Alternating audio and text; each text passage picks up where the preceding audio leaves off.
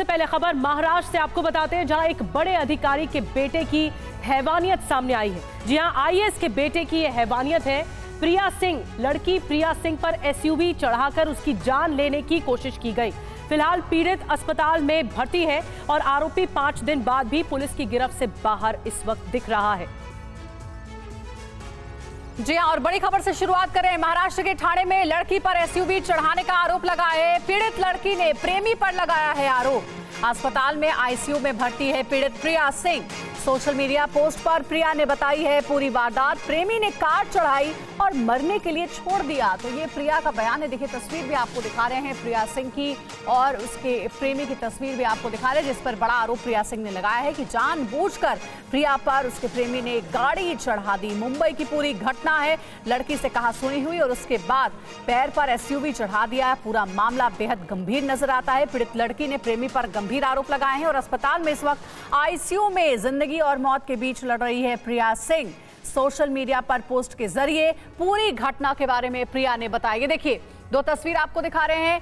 IAS के बेटे अश्वजीत की हैवानियत। अश्वजीत नाम बताया जा रहा है प्रिया के बॉयफ्रेंड का। और दूसरी तस्वीर, जब इस पूरे एक्सीडेंट के बाद कैसे प्रिया आईसीयू में भर्ती है और इस वक्त उसकी हालत कैसी है, ये आप इन तस्वीरों के जरिए समझ सकते हैं। प्रिया ने सोशल मीडिया पर पोस्ट के जरिए अश्वजीत पर यह आरोप लगाया है कि कहा सुनी हुई और उसके बाद जानबूझकर प्रिया पर एसयूवी चढ़ा दी अश्वजीत ने।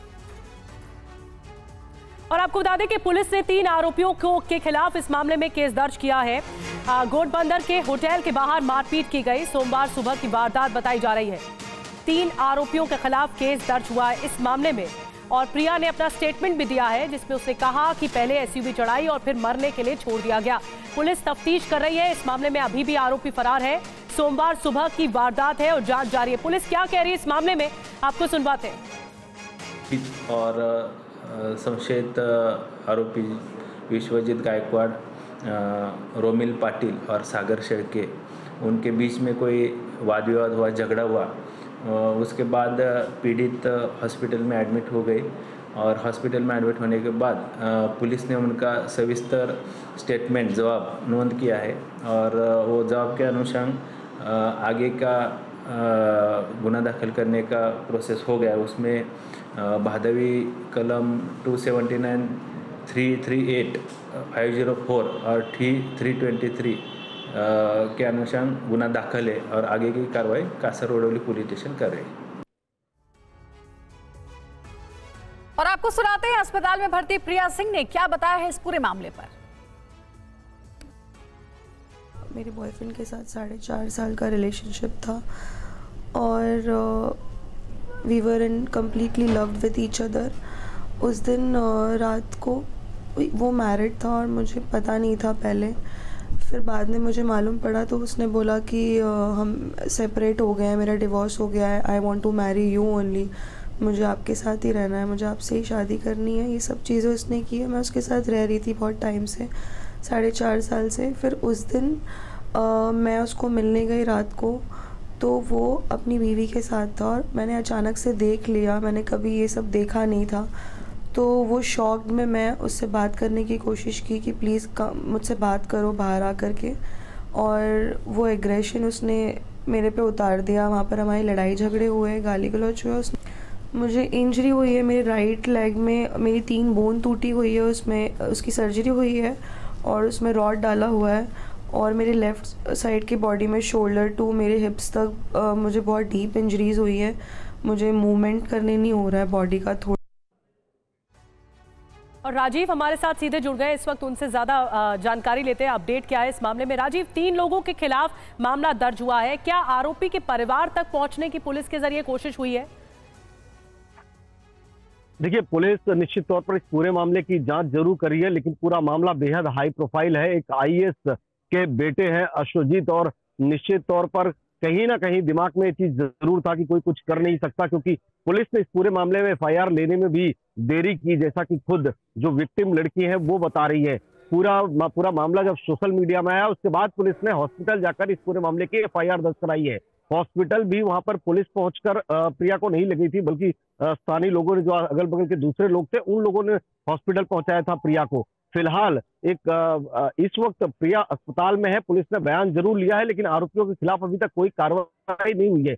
एफआईआर जरूर दर्ज की गई है, लेकिन अभी तक ना तो किसी को डिटेन किया गया है, ना ही कोई गिरफ्तारी हुई है। इस पूरे मामले की इन्वेस्टिगेशन चल रही है। जहां तक पूरा प्रकरण है वो प्रेम प्रसंग से शुरू हुआ था। दरअसल प्रिया का कहना है कि कभी अश्वजीत ने उसे बताया नहीं कि शादीशुदा है, और जब उसे इस बात की जानकारी मिली तो उसे एक दूसरी कहानी बताई गई कि वो अपनी पत्नी से सेपरेट होना चाहता है। लेकिन चूंकि सोमवार के दिन शाम को अश्वजीत अपनी पत्नी के साथ में घोड़बंदर रोड पर एक होटल के पास में दिखा। वहां पर प्रिया ने बात करने की कोशिश की, बार बार बात करने की कोशिश की। इस वजह से अश्वजीत को कहीं ना कहीं एक इनसिक्योरिटी हो रही थी कि उसकी पत्नी के सामने उसका ये पूरा का पूरा मामला सामने आ सकता है। तो उसने अपने 2 अन्य साथियों के साथ में मिलकर उसके ऊपर ऐसे पहले तो मारपीट की और उसके बाद में एसयूवी गाड़ी चढ़ाने की कोशिश की। फिलहाल एफआईआर दर्ज है। पूरे मामले की इन्वेस्टिगेशन चल रही है। पुलिस ने घटनास्थल का पंचनामा भी किया है। वहां पर क्या कोई सीसीटीवी है जो इस पूरी घटना की तस्दीक करता है क्या, इस तरह की भी एविडेंसेस कलेक्ट करने की कोशिश की जा रही है। लेकिन आपको ये बता दें कि जो अश्वजीत है वो महाराष्ट्र के एक बड़े ब्यूरोक्रेट जो कि एमएसआरडीसी के चेयरमैन है अनिल गायकवाड़, उनके बेटे हैं। तो इस पूरे मामले में पुलिस किस तरह से आगे बढ़ेगी, क्या कार्रवाई की जाएगी, अभी उस पर जरूर नजर बनी हुई है। शुक्रिया आपका राजीव, पूरी जानकारी देने के लिए। आगे भी नजर बनाए रखिएगा। तो इस पूरे मामले में आप पुलिस जांच कर रही है और जांच के बाद उचित कार्रवाई करेगी। बहरहाल एक और बड़ी खबर का रुख करेंगे। संसद स्मोक कांड के आरोपी सागर पर एक बड़ा खुलासा हुआ है। खुद को जलाने का नाटक करने की योजना थी, ये सोर्सेस के हवाले से बड़ी खबर सामने आ रही है, जिसके बारे में आपको हम लगातार बता रहे हैं। लेकिन उससे पहले एक और खबर आई है मुंबई से, वो जान लीजिए। महाराष्ट्र की अमरावती पुलिस ने एक बाजार से हथियारों का जखीरा पकड़ा है। पुलिस ने मामले में एक शख्स को गिरफ्तार किया है।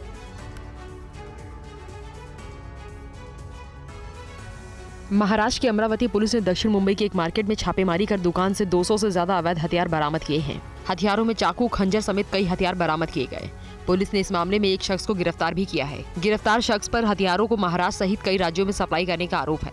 पुलिस अब हर पहलू से मामले की जांच कर रही है। पुलिस आने वाले त्योहार और चुनाव में गड़बड़ी फैलाने की आशंका के मामले पर भी जांच कर रही है। हमें यहाँ पर अभी 209 टोटल हथियार मिले हैं और 209 हथियारों में कुछ चाइनीज़ चाकू है, नाइफ्स है और कुछ उसमें खंजर है और भी कुछ डिफरेंट टाइप्स के वेपन्स है जो कि शार्प ब्लेडेड है, जो कि इलीगल वेपन्स है। कोई भी ऐसा ये इलीगल वेपन बेच नहीं सकता। अभी तो फिलहाल इन्वेस्टिगेशन प्राइमरी लेवल पर है, अभी ऐसी कुछ चीज़ें सामने आई नहीं है, लेकिन पॉसिबिलिटी हो सकती है क्योंकि क्रिमिनल्स का माइंड हम कोई भी पढ़ नहीं सकता। हो सकता है वो यूज़ भी कर सकते हैं और उनके इसके पीछे उनका मोटिव क्या था वो अभी वो फाइंड आउट करना बाकी है, लेकिन वो जल्दी हम फाइंड आउट कर लेंगे। और मुंबई से ही एक और खबर है। मुंबई में एक सब्जी व्यापारी ने एक मजदूर को लहसुन चोरी के आरोप में पीट कर मार डाला। पुलिस ने हत्या की धाराओं में केस दर्ज कर मामले की जांच शुरू कर दी है। 20 किलो लहसुन चुराना एक शख्स के लिए भारी पड़ा कि उस लहसुन की कीमत उसे अपनी जान देकर चुकानी पड़ी। ये सनसनीखेज वारदात माया नगरी मुंबई के बोरीवली इलाके से सामने आई है। वारदात से जुड़ी सीसीटीवी फुटेज में आप देख सकते हैं कि कैसे सिर्फ लहसुन और प्याज की चोरी करने के आरोप में मौत की सजा दी जा रही है। इस शख्स की इतनी बेरहमी से पिटाई की गई कि उसकी जिंदगी की सांसें वहीं थम गईं। पुलिस ने इस हत्याकांड में आरोपी घनश्याम आगरे को गिरफ्तार कर लिया है। पुलिस ने एफआईआर दर्ज कर मामले की जाँच शुरू कर दी है। सब्जी के बोनी चोरी करने के संशय में मारपीट किया था उसे, जिससे उसकी मृत्यु होने का प्रथमदर्शी सामने आया है। पुलिस ने इनिशियली इसमें घनश्याम आगरे और उसके पुत्र को छानबीन के लिए बुलाया था और उसके बाद घनश्याम आगरे को अरेस्ट किया गया है। लहसुन और कांदे की बोरी चोरी की थी, पर वो कितना सच है नहीं है वो भी पुलिस तपास कर रही है। मृतक की पहचान पंकज मंडल के रूप में हुई। पंकज करीब 7 महीने पहले रोजगार की तलाश में मुंबई आया था और सब्जी व्यापारी के यहाँ काम करने लगा था।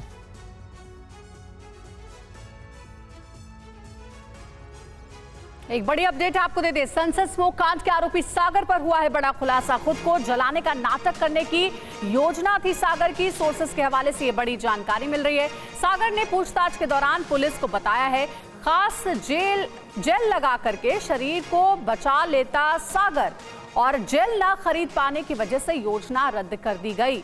देखिए ये पूरी प्लानिंग थी और पूछताछ में कई चौंकाने वाले खुलासे हो रहे हैं। हमारे संवाददाता जितेंद्र शर्मा शुरुआत से इस पूरी खबर पर नजर बनाए हुए हैं, उनका रुख करते हैं। जितेंद्र, आगे और क्या अपडेट मिल पाई है पूछताछ में? योजना तो ये थी कि खुद को जला लेता है खास जेल से, लेकिन जेल ना खरीद पाने की वजह से ये योजना फेल हो गई।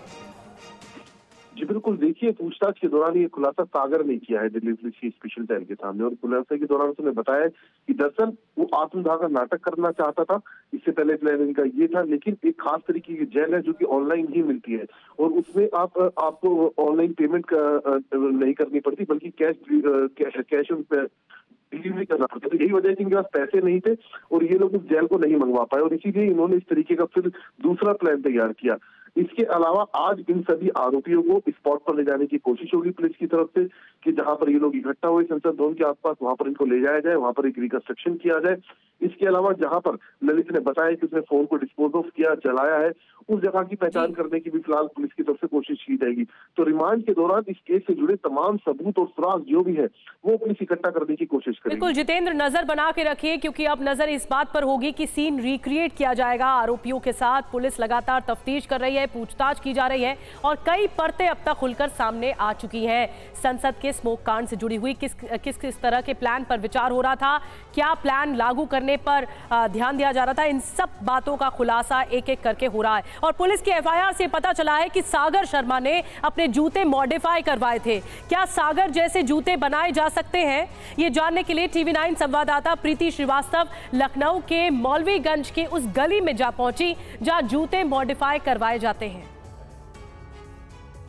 लखनऊ से जो जूते पहन कर गया था, उस जूतों में ही उसने जो इस तरीके का जो स्मोक वो था वो उसको उसी जूते के अंदर छुपा कर ले गया था। क्या ये पॉसिबल है कि इस तरीके का अगर कोई इस तरीके का जो है वो क्या उस जूतों के अंदर इसको ले जाया जा सकता है छुपा के, या मॉडिफाई किया जा सकता है? सर ये बताइए, कितने समय से आप काम कर रहे हैं? पूरी लाइफ हो गई इसी लाइन में, 10-15 साल छोड़ दिए, उसके बाद यही काम कर रहे हैं। किसी भी तरीके के जूते हो आप लोग मॉडिफाई कर? हम तो लेदर सोल बस, हाँ हम लोग चालू काम यही लेदर सोल वगैरह, ये देखिए सोल सब यही बनाते हैं, सामने आपको जो बनाते हैं, देखिए अपर रखा हुआ, ये पेस्टिंग करते हैं, ये देखिए कंप्लीट रखा हुआ है।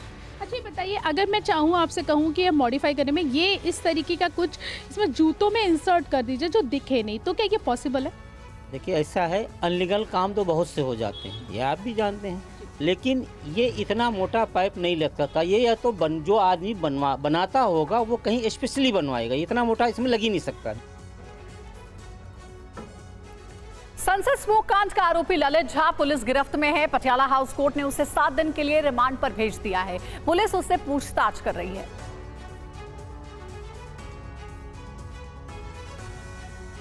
संसद स्मोक कांड के 5 आरोपी पुलिस की गिरफ्त में हैं। जांच अधिकारी सभी आरोपियों से पूछताछ कर रहे हैं। संसद को धुआं करने वाले इन आरोपियों के तार कहां तक जुड़े हैं, ये जानने की कोशिश की जा रही है। पूछताछ में हर दिन नए खुलासे हो रहे हैं। स्मोक कांड से जुड़े 5 आरोपियों की अब तक गिरफ्तारी हो चुकी है, जबकि 2 लोग हिरासत में हैं। पुलिस ये पता लगाने में जुटी है कि मास्टरमाइंड ललित झा ही है या कोई और। कल दिल्ली पुलिस ने ललित झा को पटियाला हाउस कोर्ट में पेश किया। सारी दलीलें सुनने के बाद कोर्ट ने ललित झा को 7 दिन की पुलिस रिमांड में भेज दिया। पुलिस ने ललित झा पर कई गंभीर आरोप लगाए हैं। ललित झा को लेकर कई चौंकाने वाले तथ्य सामने आए हैं। रिमांड कॉपी में लिखा है कि संसद स्मोक कांड का मकसद सांसदों को आतंकित करना था। आरोपी देश भर में असंतोष फैलाना चाहते थे। रिमांड कॉपी के मुताबिक ललित झा ने पुलिस पूछताछ में बताया कि आरोपी स्मोक कांड से पहले कई बार मिल चुके थे। पुलिस ये पता लगाना चाहती है कि क्या आरोपियों का किसी आतंकी संगठन या देश विरोधी ताकतों से संबंध है। रिमांड कॉपी में ये बात भी सामने आई है कि ललित झा ने सभी आरोपियों के फोन नष्ट कर दिए हैं। और संसद स्मोक कांड पर सियासत भी लगातार गर्माती जा रही है। बीजेपी ने टीएमसी पर आरोपी ललित झा से कनेक्शन का आरोप लगा दिया है। बीजेपी ने ललित झा के टीएमसी नेताओं के साथ खिंचवाए फोटो भी शेयर किए हैं। संसद की सुरक्षा में सीन पर राजनीति गर्माती जा रही है। संसद से लेकर सड़क तक जहां विपक्ष सरकार को घेरने में लगी है, वहीं बीजेपी अब स्मोक कांड के आरोपी ललित का टीएमसी से कनेक्शन जोड़कर नया विवाद खड़ा कर दिया है। बीजेपी नेताओं ने सोशल मीडिया पर कई तस्वीरें शेयर की, जिसमें संसद स्मोक कांड का एक आरोपी ललित झा टीएमसी नेता तापस राय के साथ दिखाई दे रहा है। Not only Tapas Ray, north Calcutta और कलकत्ता का बहुत सारे टीएमसी का प्रोमिनेंट लीडर, पब्लिक रिप्रेजेंटेटिव, उसका साथ ललित झा का सीधा संपर्क था। इसलिए ये जो हादसा हुआ है, इस इंसिडेंट के पीछे टीएमसी और ममता बनर्जी की क्या रोल है, उसको भी जांच होना चाहिए। वहीं टीएमसी नेता तापस रॉय ने कहा कि वो ललित झा को नहीं जानते हैं। उन्होंने कहा कि बीजेपी अपनी नाकामी छिपाने के लिए ऐसा कर रही है। What can you prove by a photograph? And that is to a single photograph. It seems that they want to suppress cover up their failures. And I do not know the miscreant, neither by name nor face. और भारत का नया बाहुबली आ गया है। दुश्मन खेमे में much गई है खलबली। भारत के नए लड़ाकू ड्रोन के सफल परीक्षण से पड़ोसी मुल्क चीन और पाकिस्तान में हड़कंप मच गया है। अमेरिका ने जब ड्रोन टेक्नोलॉजी देने से मना कर दिया तो भारत ने नई टेक्नोलॉजी विकसित करते हुए महाविनाशक ड्रोन बना डाला। डीआरडीओ ने इस देसी स्टेल्थ ड्रोन की कर्नाटक के चित्रदुर्ग एरोनॉटिकल टेस्ट रेंज में एक और सफल परीक्षण किया है। अमेरिका के B-2 बमवर्षक की तरह दिखने वाला ये ड्रोन पूरी तरह से ऑटोमेटिक है। ये खुद ही टेक ऑफ करता है और मिशन पूरा करने के बाद खुद ही लैंडिंग करता है। ये स्वदेशी ड्रोन अपने दुश्मन पर चुपके से वार करने में माहिर है। जी हाँ, ये स्वदेशी ड्रोन निर्माण में डीआरडीओ को बड़ी कामयाबी मिली है। High speed flying wing drone का सफल टेस्ट किया गया है। फाइटर प्लेन जैसा नजर आ रहा है ये ड्रोन। ये देखिए, आप एक झलक देखेंगे इसके तो ऐसा लगेगा फाइटर जेट है ये। रक्षा मंत्री राजनाथ सिंह ने डीआरडीओ को इसके लिए, इस कामयाबी के लिए बधाई दी है।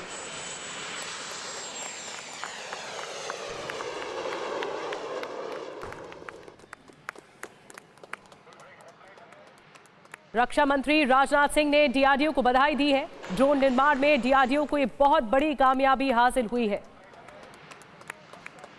High speed flying wing drone का सफल टेस्ट किया गया डीआरडीओ की तरफ से और इसीलिए ये एक उपलब्धि है। फाइटर प्लेन जैसा नजर आता है ये ड्रोन।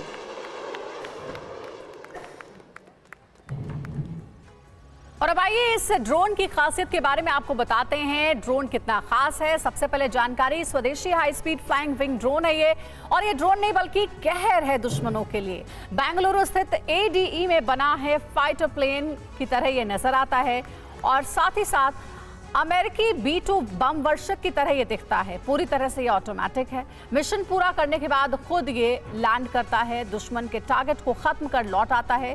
छोटे टर्बो फैन इंजन से ये उड़ता है। हाई लेवल के रडार लगे हुए इसमें और बिना पायलट के लैंडिंग और टेक ऑफ करने में सक्षम है। जी हाँ, आइए अब समझते हैं कि इस हाई स्पीड ड्रोन से भारत सुरक्षा क्षेत्र में कितना आगे बढ़ गया और कितनी बड़ी कामयाबी ये है। दुनिया देखेगी इंडियन ड्रोन पावर। जी हाँ, भारत का अपना high speed flying wing drone है ये। ड्रोन की पूरी उड़ान प्रणाली स्वदेशी है और इसीलिए ये आत्मनिर्भर भारत की तरफ बढ़ते कदम भी है। रक्षा क्षेत्र में आत्मनिर्भरता की ओर लगातार भारत के कदम बढ़ रहे हैं। ड्रोन सेक्टर में बड़े देशों की लीग में भारत शामिल हो चुका है। LOC से LAC तक की चाक चौबंद सुरक्षा इसके जरिए सुनिश्चित हो पाएगी और इसीलिए कहा जा रहा है कि ये ड्रोन पावर है भारत की।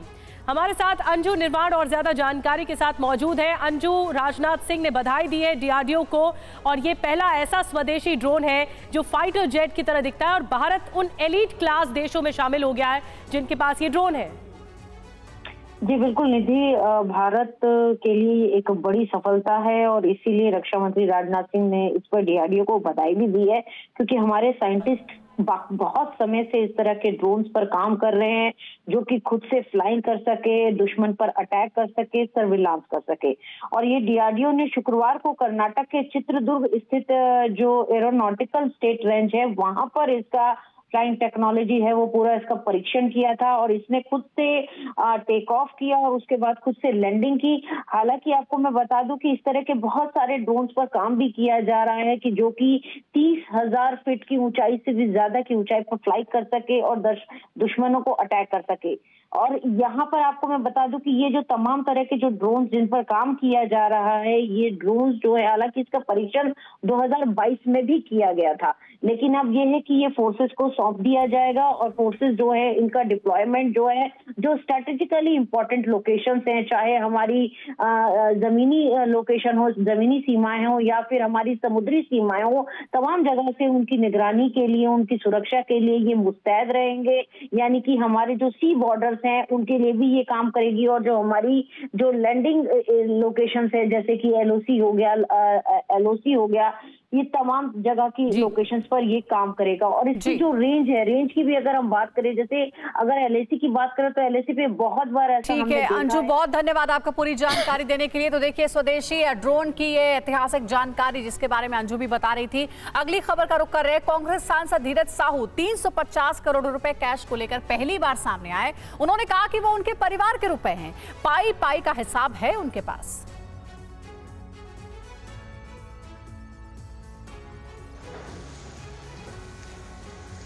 कांग्रेस सांसद धीरज साहू ने आखिरकार अपनी चुप्पी तोड़ी और आयकर विभाग को मिले 300 करोड़ से अधिक के कैश को लेकर अपनी सफाई दी। उन्होंने कहा कि बीते दिनों आयकर विभाग को ओडिशा में जो कैश मिला था वो उनके कारोबार का पैसा है। हम लोग के पास हर बिजनेस जो है, इसमें जितना भी तरह का जो फर्म है, हम लोग का परिवार का नाम से है।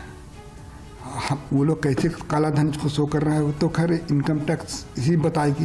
इनकम टैक्स का भी जवाब आने दीजिए, काला धन है या सफेद धन है। साहू ने कहा कि उन पर काले धन रखने को लेकर लगाए जा रहे आरोप बेबुनियाद हैं। इस पैसे का कांग्रेस या किसी अन्य राजनीतिक दल से कोई लेना देना नहीं है। IT ने अभी छापा मारा है, मैं हर चीज का हिसाब दूंगा। लोग किस तरह से लोग इसको देख रहे हैं, इसका बारे में तो हमको नहीं पता। लोग क्या सोचते हैं, क्या नहीं सोचते हैं। मैं किसी पार्टी के ऊपर आरोप नहीं लगा रहा हूँ, लेकिन मैं इतना कह सकता हूँ कि यह कांग्रेस पार्टी है या अन्य राजनीतिक पार्टी का पैसा बिल्कुल नहीं है, ये मैं दावे के साथ कह रहा हूँ।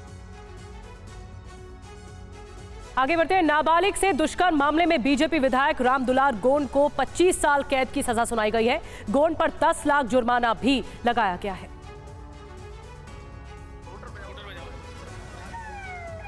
ये है सोनभद्र के दुद्धी विधानसभा क्षेत्र के विधायक रामदुलार गोंड, जिन्हें कोर्ट ने 4 नवंबर 2014 में एक नाबालिग से रेप मामले में 25 साल की कैद की सजा सुनाई है। तो ये तो साफ हो गया कि आपकी सदस्यता खत्म हो जाएगी विधायकी की। अभी तो आगे की प्रक्रिया है, अब हम उसी के विषय में क्या बता सकते हैं। बीजेपी विधायक रामदुलार के खिलाफ नाबालिग किशोरी से दुष्कर्म और पॉक्सो के तहत मुकदमा चल रहा था। कोर्ट ने आरोप को सही पाया, जिसमें कहा गया था कि विधायक उसे लगातार 1 वर्ष से दुष्कर्म कर रहा था। उस समय पीड़िता की उम्र मात्र 15 वर्ष थी। जानकारी के अनुसार रामदुलार गोंड की पत्नी ग्राम प्रधान थी और रामदुलार गोंड की छवि एक दबंग की थी। 2022 में वो विधायक बन गए। MP MLA कोर्ट के अपर सत्र न्यायाधीश प्रथम एहसानुल्लाह खान की अदालत में उन्हें नाबालिग से दुष्कर्म का दोषी पाया गया। इधर पीड़िता के परिवार को जान से मारने की लगातार धमकियों के बाद पुलिस सुरक्षा भी दी गई। परिजन फैसले से खुश हैं, लेकिन उनकी लड़ाई अब भी जारी है। घर पे बात लड़की से बात हुई है, क्या बोली? नहीं ठीक है, हम मंजूर हैं, हमको न्याय मिल गया। अभी उसका लड़की है और बच्ची है, उसका अभी लड़ाई जारी रहेगा। और राजस्थान में पेपर लीक मामले की जांच के लिए जल्द ही SIT का गठन होगा, जिसकी प्रक्रिया शुरू कर दी गई है। ये बड़ा फैसला गद्दी संभालने के बाद मुख्यमंत्री भजनलाल शर्मा ने किया है। राजस्थान के मुख्यमंत्री पद की शपथ लेने के बाद भजनलाल शर्मा ने अपनी प्राथमिकताएं गिनाई, जिसमें पेपर लीक मामले को सबसे आगे रखा। उन्होंने कहा कि ये युवाओं के भविष्य से जुड़ा हुआ मामला है। पेपर लीक मामले की जांच के लिए SIT का गठन किया जाएगा। बृहद स्तर पर पेपर लीक की घटना सामने आई है। इसमें प्रदेश के युवाओं को मनोबल टूटा है। भजनलाल ने कहा कि पेपर लीक मामले के अपराधियों के बचने के कोई चांस नहीं है। प्रदेश के युवाओं की शक्ति के भविष्य के साथ जो खिलवाड़ करने वाले अपराधियों को सख्त सजा मिलेगी, क्योंकि उन युवाओं का भविष्य अंधकार में जिन्होंने डालने का काम किया है, ये सरकार किसी कीमत पर उनको बख्शने वाली नहीं। भविष्य में कोई पेपर लीक की घटना ना हो, ये सुनिश्चित किया जाएगा।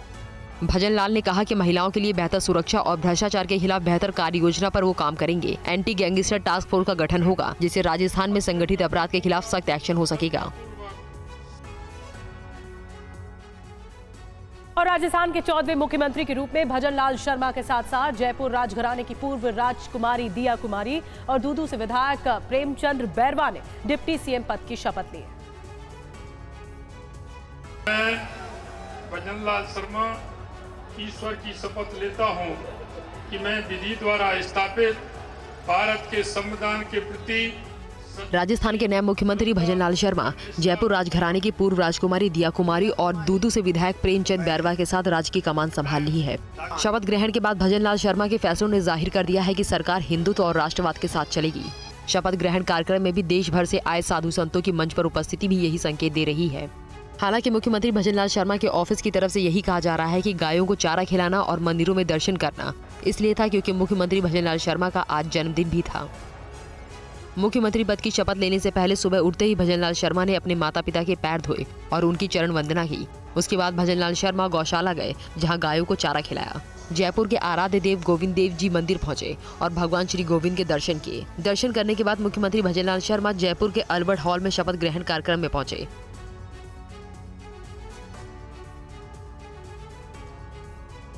मध्य प्रदेश सरकार के लाउड स्पीकर्स पर नियंत्रण के आदेश के बाद आगर मालवा में कार्रवाई तेज हो गई है। इससे पहले एक आरोपी के घर पर बुलडोजर चला दिया गया था।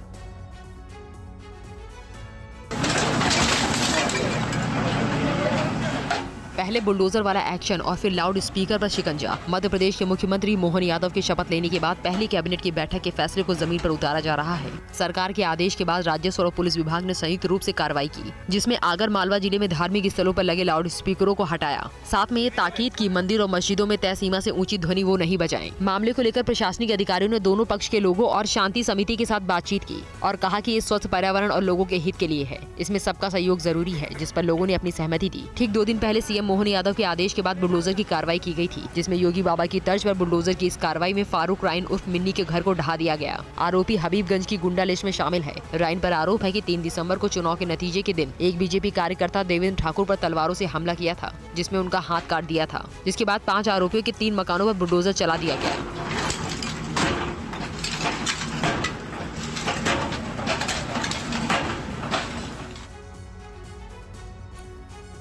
और श्री कृष्ण जन्मभूमि और शाही ईदगाह विवाद को देखते हुए मथुरा में सुरक्षा बढ़ा दी गई है। एहतियात के तौर पर पुलिस जगह जगह नजर बनाए रखे हुए है।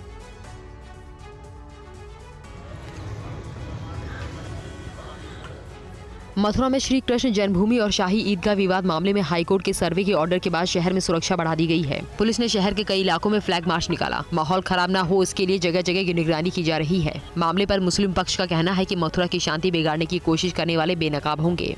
जो लोग अनावश्यक रूप से इसको राजनीतिक भाव दे रहे हैं या राजनीतिक लोगों के सारे भेल रहे हैं या राजनीतिक लाभ किसी को देना चाहते हैं, वो बेनकाब होंगे, चेहरे खुल जाएंगे, आपके सब सामने आ जाएगा। यहाँ के हिंदू मुस्लिम का कोई नहीं बिगाड़ पाएगा। वहीं ईदगाह कमेटी कानूनी पहलुओं के मद्देनजर अपना काम कर रही है। कोर्ट के फैसले के बाद शाही मस्जिद ईदगाह कमेटी अपने अधिवक्ताओं के माध्यम से सारी स्थिति पर नजर रखे हुए है और जो कानूनी पहलू हैं उसके हिसाब से अपना काम कर रही है। इससे पहले शुक्रवार को सुप्रीम कोर्ट ने मुस्लिम पक्ष के मौखिक याचिका पर शाही ईदगाह की अदालत की निगरानी में सर्वेक्षण की मंजूरी देने वाले इलाहाबाद हाईकोर्ट के फैसले पर रोक लगाने से इनकार कर दिया।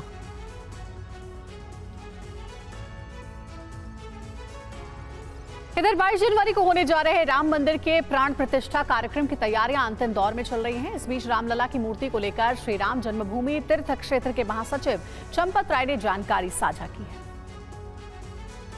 श्री राम जन्मभूमि तीर्थ क्षेत्र के महासचिव चंपत राय ने कहा कि रामलला की नई प्रतिमा अयोध्या में बन रही है। इसे लेकर कई तरह से कयास लगाए जा रहे हैं, लेकिन अब वो अंत में ही बताएंगे कि प्रतिमा किसने बनाई है। रामलला की नई प्रतिमा अयोध्या में बन रही है, इतना पर्याप्त है। 3 लोग बना रहे हैं। कौन लोग बना रहे हैं ये बात मैं पहले कई बार कह चुका हूं, बार बार दोहराने की कोई जरूरत नहीं। पुराना इतिहास ढूंढो।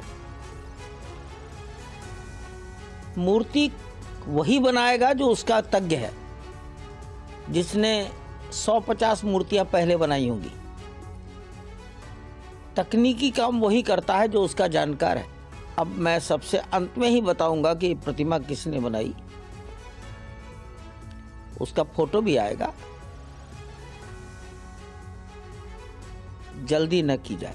22 जनवरी को पीएम मोदी अयोध्या में रामलला की प्राण प्रतिष्ठा करेंगे। और दिल्ली महिला आयोग के अध्यक्ष स्वाति मालीवाल ने शुक्रवार रात दिल्ली के कई इलाकों में बस स्टैंड का निरीक्षण किया है। इस दौरान उन्होंने क्या पाया, देखिए इस रिपोर्ट में। दिल्ली महिला आयोग की अध्यक्ष स्वाति मालीवाल ने महिला सुरक्षा के मद्देनजर राजधानी के कई इलाकों में बस स्टॉप का निरीक्षण किया, जिसके बाद उन्होंने कहा कि वो दिल्ली सरकार को नोटिस जारी कर रही हैं कि बदलाव करें और कम से कम बस स्टॉप पर रोशनी होनी चाहिए। अभी हम रमेश पार्क के बस स्टॉप पे गए थे और अब हम ललिता पार्क के बस स्टॉप पे हैं और दोनों ही जगह बहुत ज्यादा अंधेरा था। आप देख सकते हो कि कितना ज्यादा अंधेरा है। यहाँ पे पोल पे लाइट तो लगी हुई है लेकिन जल नहीं रही। कई सारी जगहों पे लाइट भी नहीं लगी हुई है। 1 किलोमीटर तक इतना ही ज्यादा अंधेरा है। कई महिलाओं से मैंने बात करी तो उन सब ने बताया कि कैसे कई साल से यहाँ पे अंधेरा है। और सर्दियों में कथित तौर पर 203 बेघर लोगों की मौत पर दिल्ली विधानसभा में हंगामा हुआ है। मामले पर आज भी हंगामे के आसार हैं। दिल्ली विधानसभा का पहला दिन हंगामेदार रहा। बीजेपी विधायकों ने सर्दियों में कथित तौर पर 203 बेघर लोगों की मौत पर सीएम अरविंद केजरीवाल से जवाब मांगा। मामले को सूचीबद्ध नहीं होने का हवाला देकर चर्चा से इनकार कर दिया गया, लेकिन विधायक मांग पर अड़े रहे। इसी बीच नेता प्रतिपक्ष रामवीर सिंह विधूड़ी की नोकझोंक हुई। हंगामा जारी रहने के बाद बीजेपी के 4 विधायकों को मार्शल ने सदन से बाहर कर दिया। विधूड़ी ने सत्र 10 दिन बढ़ाने और भ्रष्टाचार पर चर्चा की मांग की। जो हमारे रैन बसेरा हैं, परमानेंटली जो रहते हैं वो तो हैं ही, उसके अलावा पगोड़ा टेंट के अंदर सफेद रंग के आप छोटे छोटे टेंट्स देखेंगे, जिसके अंदर हमने रहने के लिए बिस्तर, कंबल, पानी आदि का इंतजाम किया। ये पुलिस के रिकॉर्ड पर है, FIR दर्ज है, बाकायदा इनका पोस्टमार्टम हुआ है और ये पूरा ऑथेंटिक 203 लोगों का डाटा हमारे पास। आज़ादी से लेकर आज तक इतनी बड़ी संख्या में होमलेस लोगों की मृत्यु नहीं हुई है, तो अरविंद केजरीवाल जिम्मेवारी ले, अरविंद केजरीवाल अपने पद से त्यागपत्र दे। हंगामा हुआ और नतीजा ये हुआ कि बीजेपी के तमाम विधायक हैं 8 उनको सदन से मार्शल आउट कर दिया गया। लेकिन बीजेपी विधायकों का ये भी कहना है कि सोमवार को एक बार फिर से सदन में पहुंचेंगे तो इसी मुद्दे को आगे बढ़ाएंगे। और दिल्ली सरकार का दावा है कि कई इलाकों में रैन बसेरे की व्यवस्था कर दी गई है। हमारे संवाददाता अंशुमन यादव ने सराय काले खां स्थित रैन बसेरे का जायजा लिया है। रैन बसेरा कवर्ड है पूरी तरीके से, जहां से हवा का आना जाना मुश्किल है, क्योंकि ये प्लास्टिक की जो चादर है उससे हवा बिल्कुल नहीं आती। और यहाँ पर लगभग 20 चारपाइयाँ या यूँ कहें फोल्डर बिछे हुए हैं और उस पर लगभग सभी लोग आराम से कंबल ओढ़कर सो रहे हैं। आप देख सकते हैं तस्वीरों में, ये सभी नींद में हैं। और यहाँ पर जो केयरटेकर हैं उनसे हम बात करते हैं कि किस तरीके की यहाँ पर व्यवस्थाएं की जाती हैं। हमारा फॉर्मेलिटी है सर कि हम आते ही पहले उनकी आईडी लेते हैं। जिनके पास आईडी नहीं भी होती है हम उनको भी सुलाते हैं। और सर हमारे पास 20 बेड है, अभी देख सकते हैं हमारे पास रजिस्टर है, 17 लोग सो रहे हैं। और सर हम सबको ब्लैंकेट प्रोवाइड करवाते हैं सर। बाकी बस सर हमारे पास खाने की भी व्यवस्था होती है, खाने पानी की। जी खाने भी आते हैं सर। हमने पूछा सर कि आप लोग खाना खा के आए हो? कुछ लोग बोले सर हम खा रखे बाहर से, जो बोले नहीं खा रखे सर हम उनको खाना दे दिए। मध्य प्रदेश के पूर्व सीएम शिवराज सिंह चौहान कल दूसरे रोल में नजर आए। इस दौरान युवक ने मामा का दिल जीत लिया। अस्पताल भेजे, चिंता मत करना। हाँ मामा जी साथ है, मेरा आदमी जा रहा है, हमारे पूरी तरह साथ में। कोई बात नहीं, आप अभी ठीक हो जाओ। मध्य प्रदेश के पूर्व सीएम शिवराज सिंह चौहान, जिन्हें लोग मामा के नाम से जानते हैं, लेकिन कल भोपाल में मामा ने जो कुछ किया वो लोगों के दिल को छू गया। दरअसल भोपाल के रविंद्र भवन के पास एक युवक सड़क हादसे का शिकार हो गया। अस्पताल ले जाने के लिए गाड़ी में बिठाने के दौरान घायल शख्स का खून भी उनके हाथों में लग गया।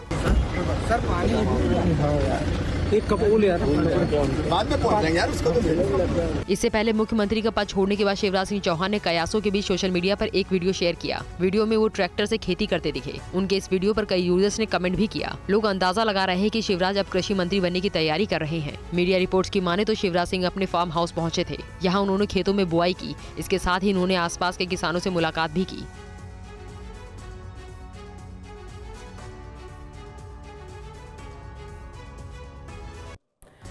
और पूर्व सीएम शिवराज सिंह चौहान ने जबलपुर हाईकोर्ट के चीफ जस्टिस को पत्र लिखा है। ग्वालियर में कुलपति की जान बचाने के लिए न्यायाधीश की कार छीनकर इलाज कराने के मामले में ये चिट्ठी लिखी गई है। शिवराज सिंह चौहान ने अपने पत्र में लिखा है कि कुलपति की जान बचाने पवित्र उद्देश्य के साथ किया गया अपराध है।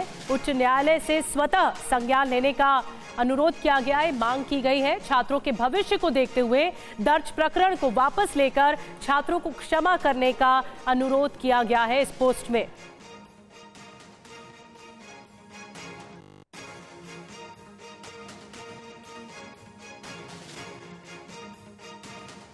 जबलपुर हाईकोर्ट के चीफ जस्टिस को शिवराज सिंह चौहान, मध्य प्रदेश के पूर्व मुख्यमंत्री की तरफ से ये लेटर, ये चिट्ठी गई है। कुलपति की जान बचाने के लिए कार छीनी गई थी छात्रों के जरिए, इसलिए ये अपराध को क्षमा करने की मांग की गई है। हाईकोर्ट के चीफ जस्टिस को शिवराज सिंह चौहान ने यह खत लिखा है जिसमें अपनी पूरी बात रखी गई है। उन्होंने कहा है कि कुलपति को अस्पताल पहुंचाकर जल्द इलाज दिलाने की कोशिश की गई और कुलपति की जान बचाई गई। अब देखिए, हम बड़ी बातें बता रहे हैं कि पूरा मामला क्या है। कुलपति की जान बचाने के लिए ली चाबी, इस पोस्ट में क्या लिखा गया है।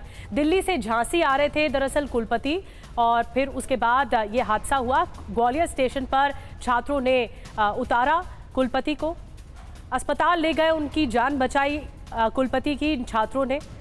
ये पूरा जिक्र किया गया इस मामले में। इस पूरे मामले से जुड़ी बड़ी बातें आपको बता रहे हैं। फिर छात्रों ने किस तरह से जज की कार की चाबी छीनी, तो ये अपराध किया है, लेकिन ये अपराध को क्षमा किया जाना चाहिए, ये इस चिट्ठी में मांग की गई है।